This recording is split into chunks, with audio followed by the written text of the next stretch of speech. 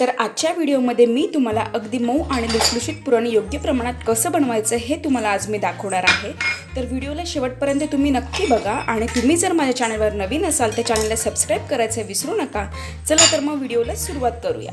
तर सर्वात प्रथम मी इथे एक मोठा ग्लास भरून हरभऱ्याची डाळ घेतलेली आहे। असे 2 ग्लास भरून मी हरभऱ्याची डाळ घेणार आहे।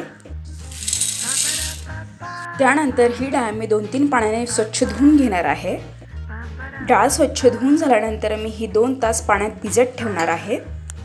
2 तास डाळ भिजत ठेवल्यानंतर तुम्ही बघू शकता डाळ किती फुललेली आहे। आता ही डाळ मी कुकरमध्ये लावणार आहे। तर कुकरच्या आपण 2 शिट्ट्या काढून घेणार आहोत।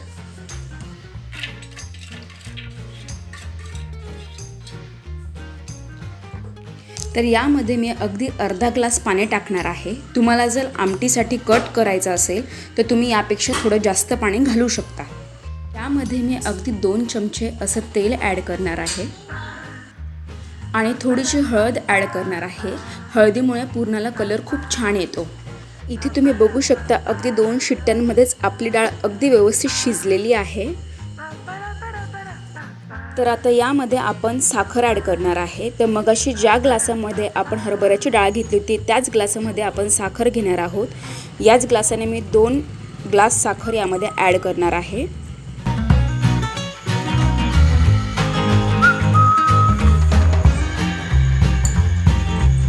साखर ॲड केल्यानंतर मी डाळ आणि साखर अगदी व्यवस्थित एकजीव करून घेणार आहे। तुम्ही इथे बघू शकता साखरेचं अगदी व्यवस्थित पाणी सुटलेलं आहे। आता हे मी थोडंसं थंड होऊ देणार आहे आणि मग मिक्सरमधून काढून घेणार आहे।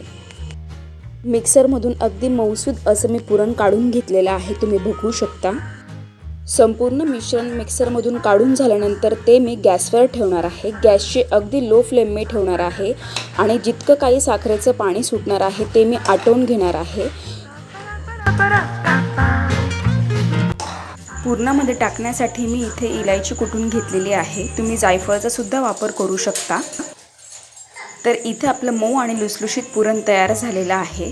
याचा कलर सुद्धा चेंज झालेला तुम्हाला दिसत असेल आणि आधीच्या कंपॅरिझनने हे थोडंसं घट्ट झालेलं आहे।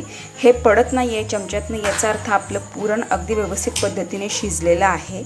अशा पद्धतीने आपलं पुरण तयार झालेलं आहे।